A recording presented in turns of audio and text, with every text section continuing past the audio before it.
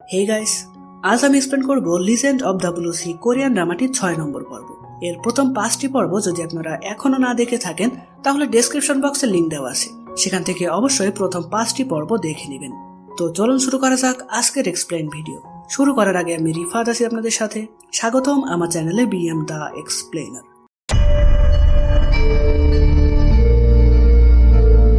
আগের পর্বে আমরা দেখেছিলাম জলপরি স্পেনে জুনজের সাথে কি করছিল সে সম্পর্কে সে কিছুই না বলাই জুনজে তাকে বাড়ি থেকে বের করে দেয়। কিন্তু সে কথা দেয় প্রথম তুষারপাতের দিন সে জুনজেকে সবকিছু বলবে। সেই মতন প্রথম তুষারপাতে জলপরি জুনজের সাথে দেখা করতে আসার সময় সে অ্যাক্সিডেন্ট করে। তখন দেখা যায় সেই পিচ্চি মেয়েটা তার বাসা থেকেও জলপরির বাঁচার আকুতি শুনতে পায়। এখানে দেখানো হয় অতীতে জলপরি যখন প্রথম বন্দী হয়ে প্রাসাদে ছিল তখন সে মনে মনে মুক্ত হওয়ার জন্য সাহায্য চাচ্ছিল। তার এই কথা সেখানকার একটি পিচ্চি মেয়ে শুনতে পেয়েছিল, আর সম্ভবত বর্তমানে এই পিচ্চি মেয়ে অতীতের ওই মেয়েটার পুনর্জন্ম। আগেই বলেছি এই মেয়ের রহস্য আমরা পরে ক্লিয়ার ভাবে জানতে পারবো। তো অ্যাক্সিডেন্টের বিষয়টা সাইডে রেখে 6 নম্বর এপিসোড শুরু হয় অতীতের কাহিনী দেখিয়ে, যেখানে হংনান প্রাসাদে জলপরীকে খুঁজতে আসলে দামরিয়ং এর বন্ধু তাকে নিয়ে পালিয়ে যায়। পালিয়ে তারা একটি গুহায় আশ্রয় নেয়, কিন্তু ইয়াং এর সৈন্যরা সেদিকে আসলে সে জলপরীকে গুহাতেই রেখে সৈন্যদের অন্যদিকে নিয়ে যাওয়ার জন্য চলে যায়। কিন্তু সৈন্যদের থেকে পালাতে গিয়ে সে খাদ থেকে পড়ে যায়। এদিকে দামরিয়ং জলপরীকে খুঁজতে থাকে, কিন্তু কোথাও তাকে খুঁজে পায় না। আর ঠিক এমনটাই বর্তমান সময়ে হচ্ছে। জুনজে জলপরীর আশায় অপেক্ষা করছে, কিন্তু সে তো জানতো না যে তার সাথে কি হয়েছে। সে তখন জলপরীর ফোনের লোকেশনের জায়গায় গেলে সেখানে দেখে তার ফোন এবং সেই পোস্টারগুলো রাস্তায় পড়ে আছে, কিন্তু জলপরী কোথাও নেই। আর এখানে যে অ্যাক্সিডেন্ট টাইপের কিছু একটা হয়েছে সেটা জুনজে বুঝতে পারে। বাই দ্য ওয়ে, জলপরি যার গাড়িতে অ্যাক্সিডেন্ট করেছে সে আর কেউ না, সে ছিল জুনজের সৎ ভাই জিহুন। সে বর্তমানে জলপরীকে হসপিটালে নিয়ে গেছে। তো জুনজে তাকে বিভিন্ন হসপিটালে খোঁজার পর শেষমেশ তাকে খুঁজে পায়, কিন্তু তার গায়ে হাত দিলে সে বুঝতে পারে জলপরীর শরীরের টেম্পারেচার অনেক কমে গেছে। সেখানে তখন ডাক্তার এসব বুঝতে পারে তার অবস্থা খুবই ক্রিটিক্যাল। এমনকি অবস্থা এমন হয়ে যায় যে তার হার্টবিট থেমে যায়। জুনজে তো তখন তার হাত ধরে কাঁদতে থাকে। তখন দেখা যায় ধীরে ধীরে জলপরীর জ্ঞান ফেরে এবং সে খুব দ্রুতই বেশ অনেকটা সুস্থ হয়ে যায়।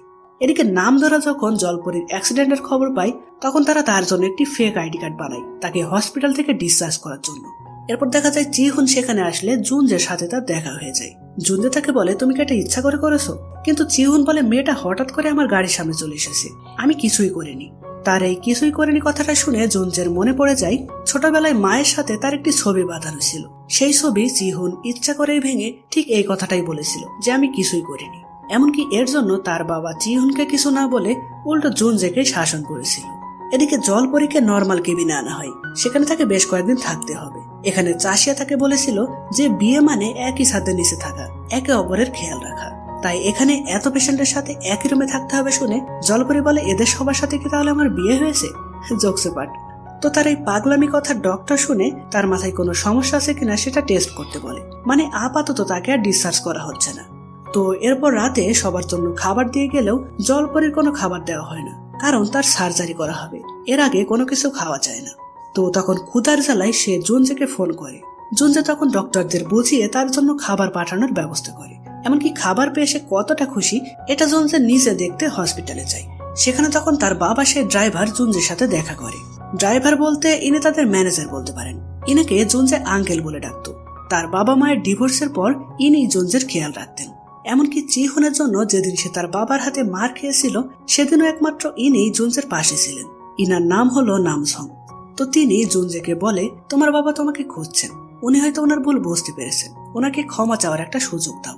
কিন্তু জুনজে তার কথা শোনে না, আর শুনবেই বা কিভাবে, সে তো তার থেকে কম কষ্ট পায়নি।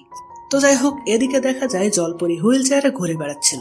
তখন হসপিটালের বাইরে একটি মহিলা তার মেয়ের মৃত্যুর জন্য একটি সাইনবোর্ড হাতে দাঁড়িয়েছিল, মানে এখানকার ভুল চিকিৎসায় তার মেয়ে মারা গেছে। তো সেখানে তখন হসপিটালের ম্যানেজার এসে মহিলাটিকে দেখলে সে গার্ডদের বকতে থাকে তাকে এখান থেকে তাড়িয়ে দেওয়ার জন্য। এমনকি সে একজন গার্ডকে এর জন্য লাথিও মারে, যেটা দেখে জলপরী রেগে দৌড়ে গিয়ে ওই ম্যানেজারকে এমন একটা কিক মারে যে সে একদম উড়ে গিয়ে পড়ে। এই ঘটনায় সবাই খুব অবাক হয় যে ওর নাকি পা ভেঙে গেছে, তাহলে এভাবে কিক মারলো কিভাবে। তারা তখন জলপরীর বিরুদ্ধে কেস করার সিদ্ধান্ত নেয়। জুনজারা তখন ভাবতে থাকে কিভাবে এই সমস্যার সমাধান করা যায়। তারা খোঁজ নিয়ে দেখে হসপিটালের চেয়ারম্যানের ছেলে লন্ডন থেকে দেশে ফিরছে, আর সেই ছেলে সেজে জুনজে হসপিটালে যায়। এরপর তারা হসপিটালের সমস্ত দুর্নীতিমূলক বিষয়গুলোর প্রমাণ টেইওর মাধ্যমে সংগ্রহ করে। তারপর তারা ম্যানেজারকে বাধ্য করে তাদের কথা মতন চলতে, না হলে তারা সকল দুর্নীতি মিডিয়ার কাছে জানিয়ে দেবে। ফলে ম্যানেজার জুনজেদের কথা মতন জলপরীকে লাথি মারার ব্যাপারটা ভুলে যায়। যেই গার্ডকে সে লাথি মেরেছিল সেই গার্ডের কাছে গিয়ে ক্ষমা চায়, আর সেই মহিলার কাছে ক্ষমা চেয়ে তাকে ক্ষতিপূরণ দিয়ে দেয়। এদিকে নামসং যে জুনজের সাথে দেখা করেছে সেটা সে জুনজের বাবাকে জানায়। সে তখন বলে, জুনজেকে একটু বোঝাও, ওকে আমার অনেক কিছু বলার আছে। তাদের এসব কথা কান চেয়েই শুনে নেয়। এরপর নামসং গাড়িতে সেই গোপনে রাখা মাইক্রোফোনটি লক্ষ্য করে। তখন দেখা যায় তার কাছে আসে মা দিয়ং, আর সম্ভবত সে তার কোনো ক্ষতি করতে চলেছে। অন্যদিকে জলপরীকে হসপিটাল থেকে রিলিজ করে দেয়। তাকে নিয়ে বাড়ি ফেরার সময় সে জুনজের কাছে জানতে চায় প্রথম তুষারপাত কবে হবে। জুনজে বলে বছরের প্রথম তুষারপাত একবারই হয়, যেটা অলরেডি হয়ে গেছে। জলপরী তখন এটা উপভোগ করতে না পারার জন্য আফসোস করলে জুনজে তাকে এমন একটি জায়গায় নিয়ে আসে যেখানে এখনো তুষারপাত চলছিল। সেখানে তাদের মধ্যে একটা রোমান্টিক মোমেন্ট আমরা দেখতে পাই। জুনজে এখানে তার মুখ থেকে একবার আই লাভ ইউ কথাটা শুনতে চাই, কারণ স্পেনে জলপরী যখন তার স্মৃতি মুছে দিয়েছিল তখন জলপরীর শেষ কথা ছিল এটাই। জুনজে সবকিছু ভুলে গেলেও এই কথাটা এবং কণ্ঠটি সে ভুলতে পারেনি। তাই জলপরীর মুখ থেকে এটা শুনে সে নিশ্চিত হতে চায় যে সেই তাকে আই লাভ ইউ বলেছে কিনা, আর সে কি কি ভুলে গেছে, কেন ভুলে গেছে। তো জলপরী কি এখানে জুনজেকে আই লাভ ইউ বলবে? এইরকম প্রশ্ন রেখেই 6 নম্বর এপিসোডটি এখানেই শেষ হয়। তো গাইস, কেমন লাগলো আজকের এপিসোডটি কমেন্ট করে জানাবেন। আর পরবর্তীতে কি কি হতে চলেছে সেটা জানতে অবশ্যই আমাদের চ্যানেলটি সাবস্ক্রাইব করে আমাদের সাথেই থাকবেন।